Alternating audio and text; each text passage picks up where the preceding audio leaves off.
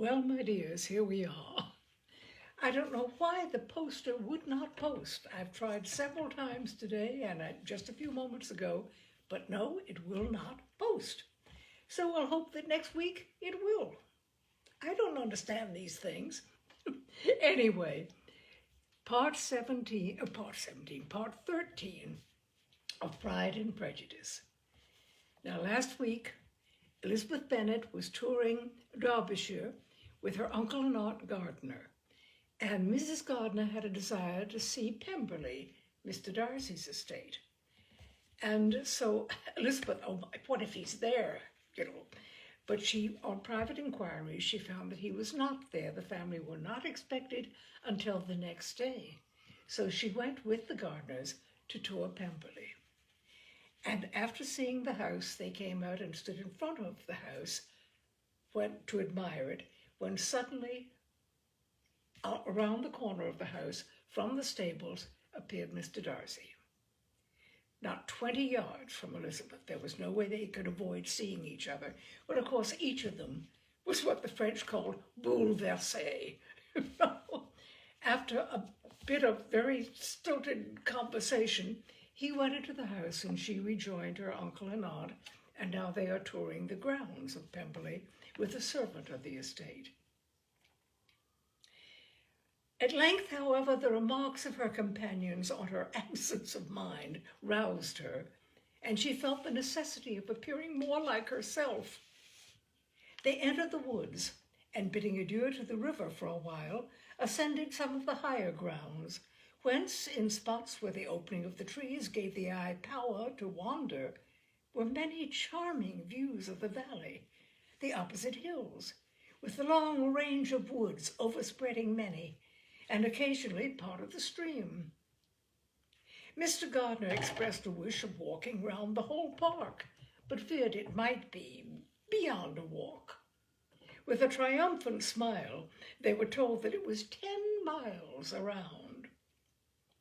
It settled the matter, and they pursued the accustomed circuit, which brought them again, after some time, in a descent among hanging woods to the edge of the water, in one of its narrowest parts. They crossed it by a simple bridge, in character with the general air of the scene. It was a spot less adorned than any they had yet visited, and the valley, here contracted into a glen, allowed room only for the stream and a narrow walk amidst the rough coppice wood which bordered it. Elizabeth longed to explore its windings, but when they had crossed the bridge and perceived their distance from the house, Mrs. Gardiner, who was not a great walker, could go no farther, and thought only of returning to the carriage as quickly as possible. Her niece was, therefore, obliged to submit, and they took their way towards the house on the opposite side of the river, in the nearest direction. But their progress was slow, for Mr. Gardiner, though seldom able to indulge the taste, was very fond of fishing, and was so much engaged in watching the occasional appearance of some trout in the water, and talking to the man about them, that he advanced but little. Whilst wandering on in this slow manner, they were again surprised, and Elizabeth's astonishment was quite equal to what it had been at first, by the sight of Mr. Darcy approaching them, and at no great distance. The walk being here less sheltered than on the other side, allowed them to see him before they met. Elizabeth, however, astonished, was at least more prepared for an interview than before, and resolved to appear and to speak with calmness, if he really intended to meet them. For a few moments, indeed, she felt that he would probably strike into some other path. This idea lasted while a turning in the walk concealed him from their view. The turning past, he was immediately before them. With a glance, she saw that he had lost none of his recent civility. And to imitate his politeness, she began, as they met, to admire the beauty of the place. But she had not got beyond the words delightful and charming when some unlucky recollections obtruded, and she fancied that praise of Pemberley from her might be mischievously construed. Her color changed, and she said no more. Mrs. Gardiner was standing a little behind, and on her pausing, he asked her if she would do him the honor of introducing him to her friends. This was a stroke of civility for which she was quite unprepared, and she could hardly suppress a smile at his being now seeking the acquaintance of some of those very people against whom his pride had revolted in his offer to herself. What will be his surprise, thought she, when he knows who they are? He takes them now for people of fashion. The introduction, however, was immediately made, and as she named their relationship to herself, she stole a sly look at him to see how he bore it, and was not without the expectation of his decamping as fast as he could from such disgraceful companions. That he was surprised by the connection was evident.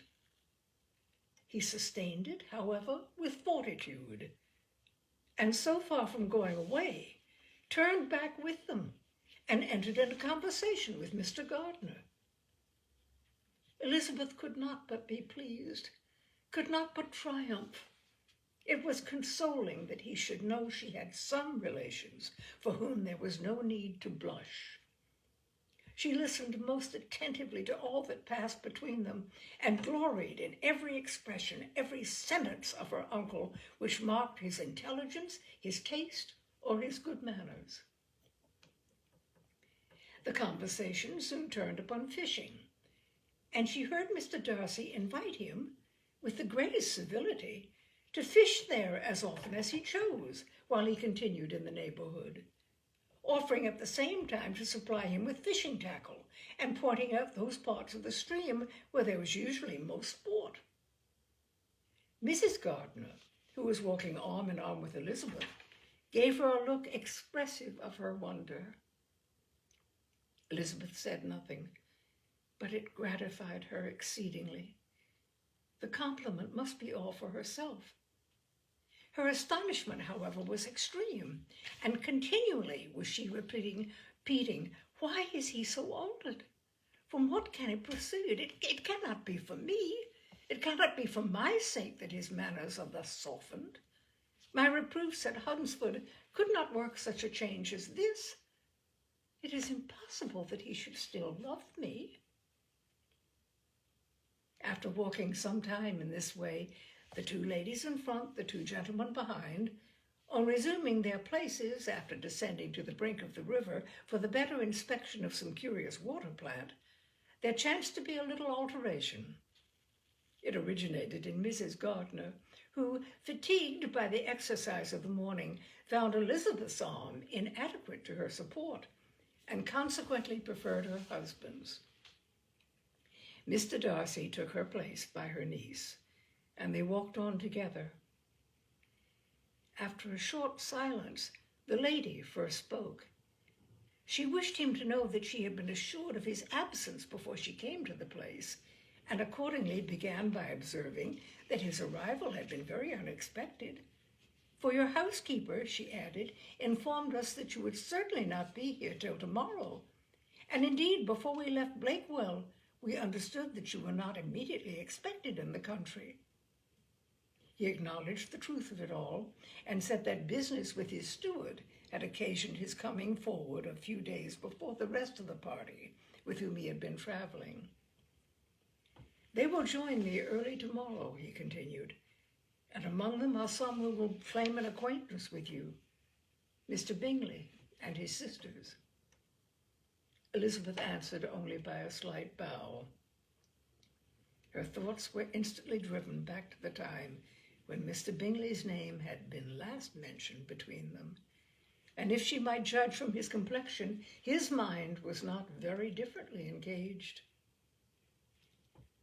"There is also one other person in the party," he continued after a pause, "who more particularly wishes to be known to you.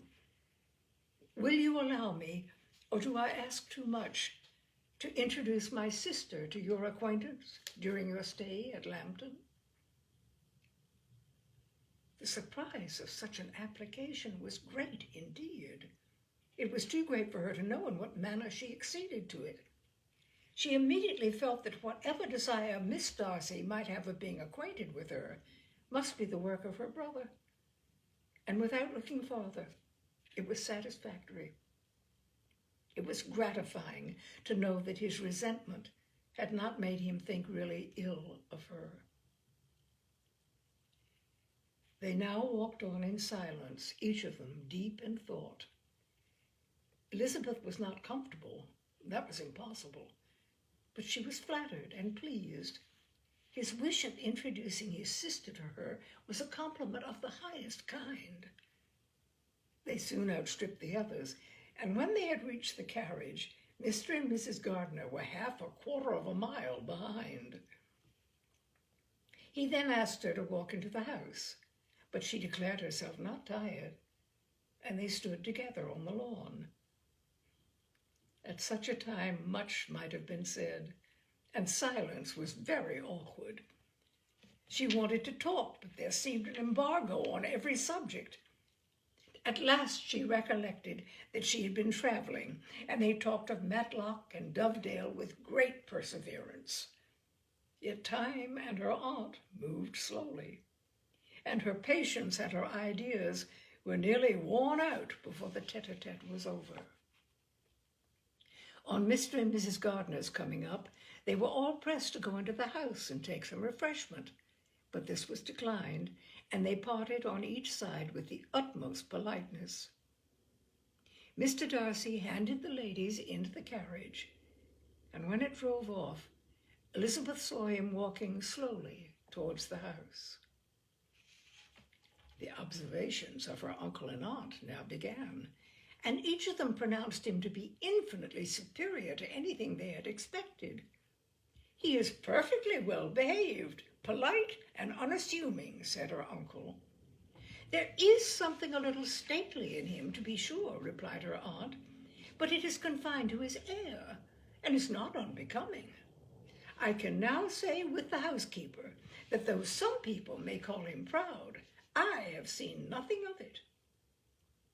I was never more surprised than by his behavior to us.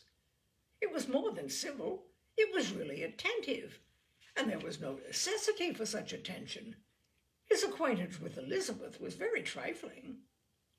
"To be sure, Lizzie," said her aunt, "he is not so handsome as Wickham, or rather, he has not Wickham's countenance, for his features are perfectly good. But how came you to tell us that he was so disagreeable?" Elizabeth excused herself as well as she could, said that she had liked him better when they met in Kent than before, and that she had never seen him so pleasant as this morning. "But perhaps he may be a little whimsical in his civilities," replied her uncle. "Your great men often are, and therefore I shall not take him at his word about fishing, as he might change his mind another day and warn me off his grounds." Elizabeth felt that they had entirely mistaken his character, but said nothing. "From what we have seen of him," continued Mrs. Gardiner, "I really should not have thought that he could have behaved in so cruel a way to anybody as he has done by poor Wickham. He has not an ill-natured look. On the contrary, there is something pleasing about his mouth when he speaks, and there is something of dignity in his countenance that would not give one an unfavorable idea of his heart. But to be sure, the good lady who showed us the house did give him a most flaming character. I could hardly help laughing aloud sometimes. But he is a liberal master, I suppose, and that, in the eye of a servant, comprehends every virtue." Elizabeth here felt herself called on to say something in vindication of his behavior to Wickham, and therefore gave them to understand, in as guarded a manner as she could, that by what she had heard from his relations in Kent, his actions were capable of a very different construction, and that his character was by no means so faulty, nor Wickham's so amiable, as they had been considered in Hertfordshire. In confirmation of this, she related the particulars of all the pecuniary transactions in which they had been connected, without actually naming her authority, but stating it as such as might be relied on.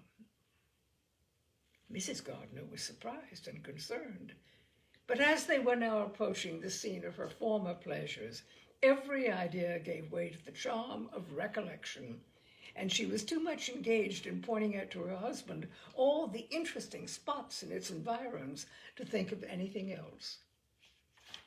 Fatigued as she had been by the morning's walk, they had no sooner dined than she set off again in quest of her former acquaintance, and the evening was spent in the satisfactions of an intercourse renewed after many years' discontinuance. The occurrences of the day were too full of interest to leave Elizabeth much attention for any of these new friends, and she could do nothing but think and think with wonder of Mr. Darcy's civility, and above all, of his wishing her to be acquainted with his sister. Elizabeth had settled it that Mr. Darcy would bring his sister to visit her the very day after her reaching Pemberley, and was consequently resolved not to be out of sight at the inn the whole of that morning. But her conclusion was false, for on the very morning after their own arrival at Lambton, these visitors came.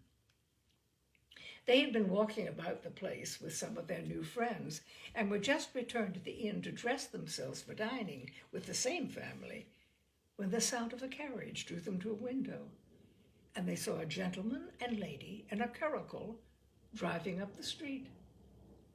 Elizabeth, immediately recognizing the livery, guessed what it meant, and imparted no small degree of surprise to her relations by acquainting them with the honor which she expected. Her uncle and aunt were all amazement, and the embarrassment of her manner as she spoke, joined to the circumstance itself, and many of the circumstances of the previous day, opened to them a new idea on the business. Nothing had ever suggested it before, but they now felt that there was no other way of accounting for such attentions from such a quarter than by supposing a partiality for their niece.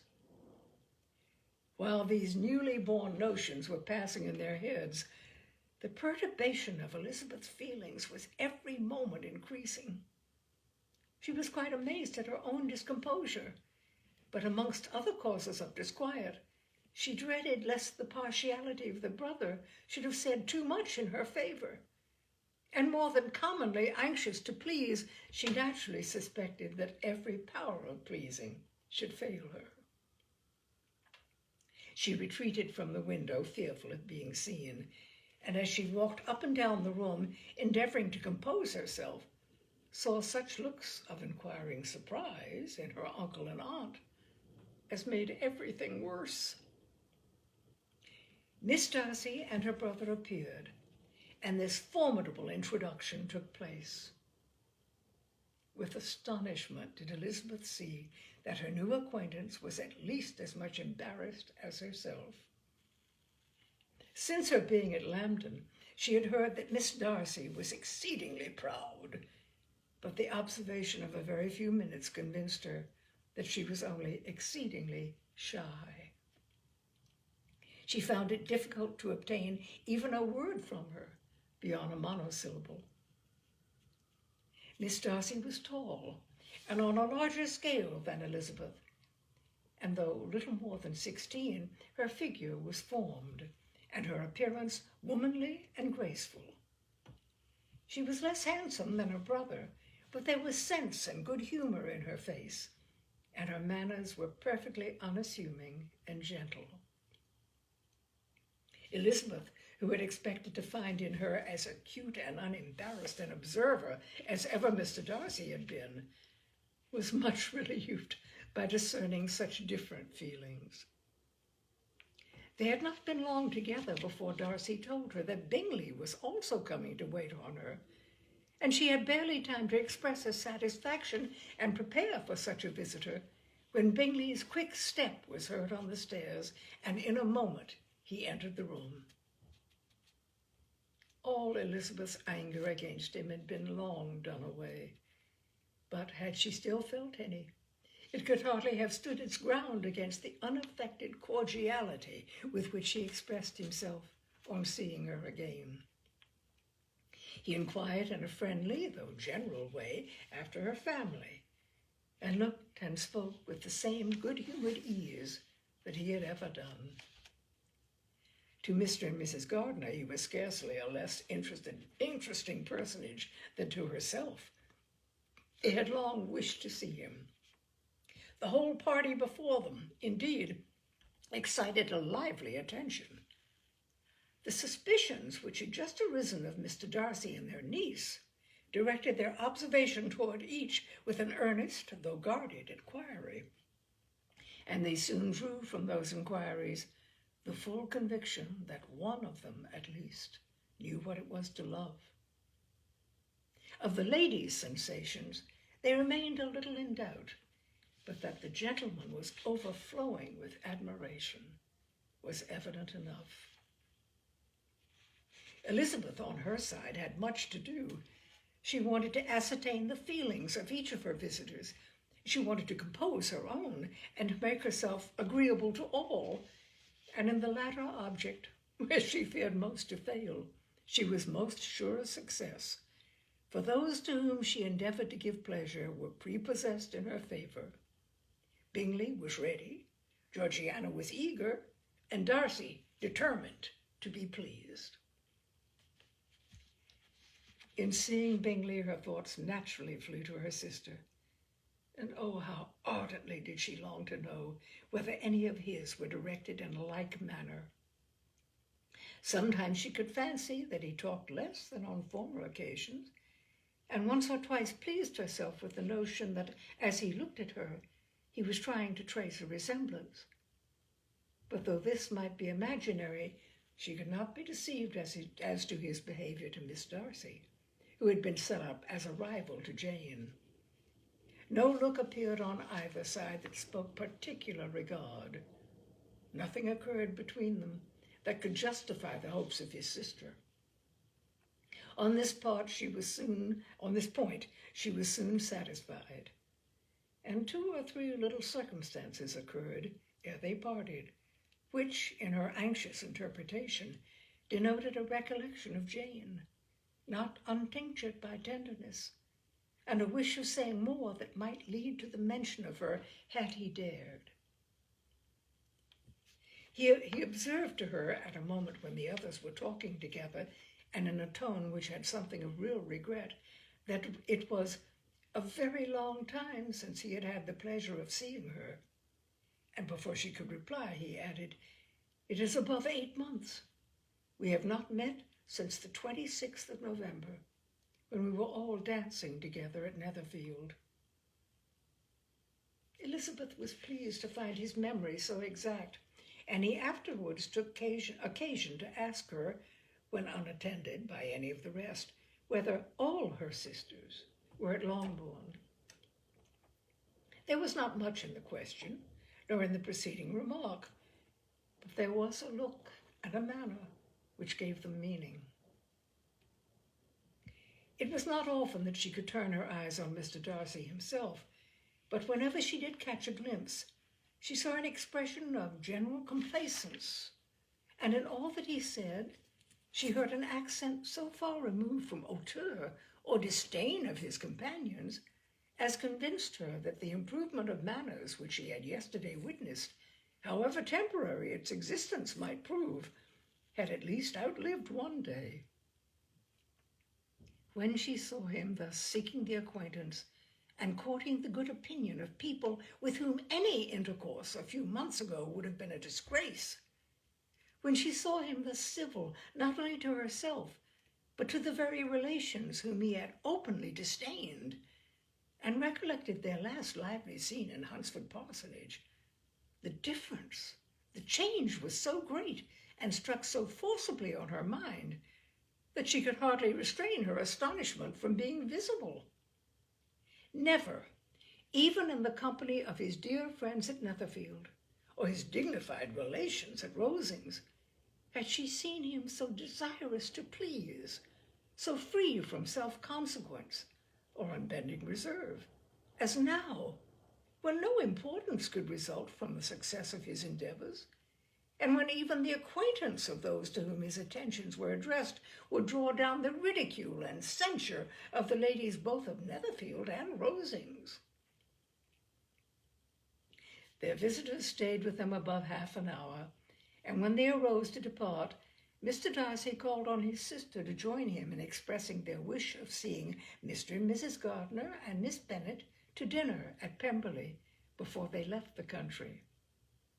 Miss Darcy, though with a diffidence which marked her little in the habit of giving invitations, readily obeyed. Mrs. Gardiner looked at her niece, desirous of knowing how she, whom the invitation most concerned, felt disposed as to its acceptance. But Elizabeth had turned away her head. Presuming, however, that this studied avoidance spoke rather a momentary embarrassment than any dislike of the proposal, and seeing in her husband, who was fond of society, a perfect willingness to accept it, she ventured to engage for her attendance, and the day after the next was fixed on. Bingley expressed great pleasure in the certainty of seeing Elizabeth again, having still a great deal to say to her, and many inquiries to make after all their Hertfordshire friends. Elizabeth, construing all this into a wish of hearing her speak of her sister, was pleased, and on this account, as well as some others, found herself, when their visitors left them, capable of considering the last half hour with some satisfaction, though while it was passing, the enjoyment of it had been little. Eager to be alone and fearful of inquiries or hints from her uncle and aunt, she stayed with them only long enough to hear their favorable opinion of Bingley, and then hurried away to dress. But she had no reason to fear Mr. and Mrs. Gardiner's curiosity. It was not their wish to force her communication. It was evident that she was much better acquainted with Mr. Darcy than they had before any idea of it. It was evident that he was very much in love with her. They saw much to interest, but nothing to justify inquiry. Of Mr. Darcy, it was now a matter of anxiety to think well, and as far as their acquaintance reached, there was no fault to find. They could not be untouched by his politeness, and had they drawn his character from their own feelings and his servant's report, without any reference to any other account, the circle in Hertfordshire to which he was known would not have recognized it for Mr. Darcy. There was now an interest, however, in believing the housekeeper, and they soon became sensible that the authority of a servant who had known him since he was 4 years old, and whose own manners indicated respectability, was not to be hastily rejected. Neither had anything occurred in the intelligence of their Lambton friends that could materially lessen its weight. They had nothing to accuse him of but pride. Pride he probably had, and if not, it would certainly be imputed by the inhabitants of a small market town where the family did not visit. It was acknowledged, however, that he was a liberal man and did much good among the poor. With respect to Wickham, the travellers soon found that he was not held there in much estimation, for though the chief of his concerns with the son of his patron were imperfectly understood, it was yet a well-known fact that on his quitting Derbyshire he had left many debts behind him, which Mr. Darcy afterwards discharged.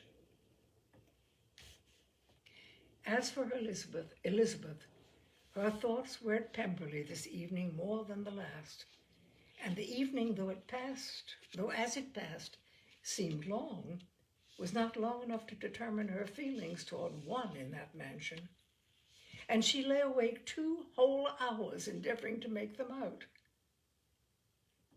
She certainly did not hate him, No, hatred had vanished long ago, and she had almost as long been ashamed of ever feeling a dislike against him that could be so called.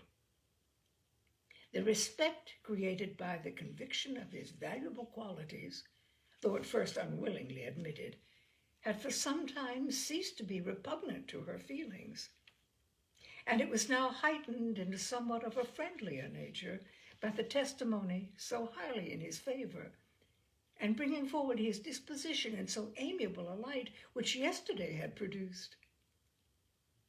But above all, above respect and esteem, there was a motive within her of goodwill which could not be overlooked. It was gratitude. Gratitude not merely for having once loved her, but for loving her still well enough to forgive all the petulance and acrimony of her manner in rejecting him, and all the unjust accusations accompanying her rejection. He, who she had been persuaded would avoid her as his greatest enemy, and without any indelicate display of regard or any peculiarity of manner, where their two selves only were concerned, was soliciting the good opinion of her friends, and bent on making her known to his sister. Such a change in a man of so much pride excited not only astonishment, but gratitude. For to love, ardent love, it must be attributed. And as such, its impression on her was of a sort to be encouraged, as by no means unpleasing, though it could not be exactly defined. She respected, she esteemed, she was grateful to him. She felt a real interest in his welfare, and she only wanted to know how far she wished that welfare to depend upon herself, and how far it would be for the happiness of both should she employ the power which her fancy told her she still possessed, of bringing on the renewal of his addresses. It had been settled in the evening between the aunt and niece that such a striking civility of Miss Darcy's in coming to them on the very day of her arrival at Pemberley, for she had reached it only to a late breakfast, ought to be imitated, though it could not be equaled, by some exertion of politeness on their side, and consequently that it would be highly expedient to wait on her at Pemberley the following morning. They were, therefore, to go. Elizabeth was pleased, though when she asked herself the reason, she had very little to say in reply. Mr. Gardiner left them soon after breakfast. The fishing scheme had been renewed the day before, and a positive engagement made of his meeting some of the gentlemen at Pemberley at noon. Convinced as Elizabeth now was that Miss Bingley's dislike of her had originated in jealousy, she could not help feeling how very unwelcome her appearance at Pemberley must be to her, and was curious to know with how much civility on that lady's side the acquaintance would now be renewed. On reaching the house, they were shown through the hall into the saloon, whose northern aspect rendered it delightful for summer. Its windows opening to the ground admitted a most refreshing view of the high woody hills behind the house, and of the beautiful oaks and Spanish chestnuts which were scattered over the intermediate lawn. In this room they were received by Miss Darcy, who was sitting there with Mrs. Hurst and Miss Bingley, and the lady with whom she lived in London. Georgiana's reception of them was very civil, but attendant with all that embarrassment which, though proceeding from shyness and the fear of doing wrong, would easily give to those who felt themselves inferior the belief of her being proud and reserved. Mrs. Gardiner and her niece, however, did her justice and pitied her. By Mrs. Hurst and Miss Bingley, they were noticed only by a curtsy, and on their being seated, a pause, awkward as such pauses must always be, succeeded for a few moments. It was first broken by Mrs. Annesley, a genteel, agreeable-looking woman whose endeavor to introduce some kind of discourse proved her to be more truly bred than either of the others. And between her and Mrs. Gardiner, with occasional help from Elizabeth, the conversation was carried on. Miss Darcy looked as if she wished for courage enough to join in it, and sometimes did venture a short sentence when there was least danger of its being heard. Elizabeth soon saw that she was herself closely watched by Miss Bingley, and that she could not speak a word, especially to Miss Darcy, without calling her attention. This observation would not have prevented her from trying to talk to the latter, had they not been seated at an inconvenient distance, but she was not sorry to be spared the necessity of saying much. Her own thoughts were employing her. She expected every moment that some of the gentlemen would enter the room. She feared that the master of the house might be amongst them, and whether she wished or feared it most she could scarcely determine. After sitting in this manner a quarter of an hour without hearing Miss Bingley's voice, Elizabeth was roused by receiving from her a cold inquiry after the health of her family. She answered with equal indifference and brevity, and the other said no more. The next variation which their visit afforded was produced by the entrance of servants with cold meat, cake, and a variety of all the finest fruits in the season. But this did not take place until after many a significant look and smile from Mrs. Annesley to Miss Darcy had been given to remind her of her post. There was now employment for the whole party, for though they could not all talk, they could all eat, and the beautiful pyramids of grapes, nectarines, and peaches soon collected them round the table. While thus engaged, Elizabeth had a fair opportunity of deciding whether she most feared or wished for the appearance of Mr. Darcy by the feelings which prevailed on his entering the room, and then, though but a moment before she had believed her wishes to predominate, she began to regret that he came. He had been some time with Mr. Gardiner, who, with 2 or 3 other gentlemen from the house, was engaged by the river, and had left him only on learning that the ladies of the family intended a visit to Georgiana that morning. No sooner did he appear than Elizabeth wisely resolved to be perfectly easy and unembarrassed. A resolution the more necessary to be made, but perhaps not the more easily kept, because she saw that the suspicions of the whole party were awakened against them, and that there was scarcely an eye which did not watch his behavior when he first came into the room. In no countenance was attentive curiosity so strongly marked as in Miss Bingley's, in spite of the smiles which overspread her face whenever she spoke to one of its objects. For jealousy had not yet made her desperate, and her attentions to Mr. Darcy were by no means over.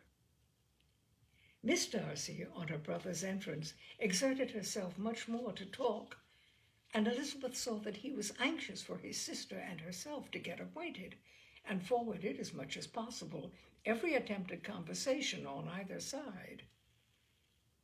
Miss Bingley saw all this likewise, and in the imprudence of anger took the first opportunity of saying with sneering civility, "Pray, Miss Eliza, are not the Shire militia removed from Meryton? They must be a great loss to your family." In Darcy's presence she dared not mention Wickham's name, but Elizabeth instantly comprehended that he was uppermost in her thoughts, and the various recollections connected with him gave her a moment's distress.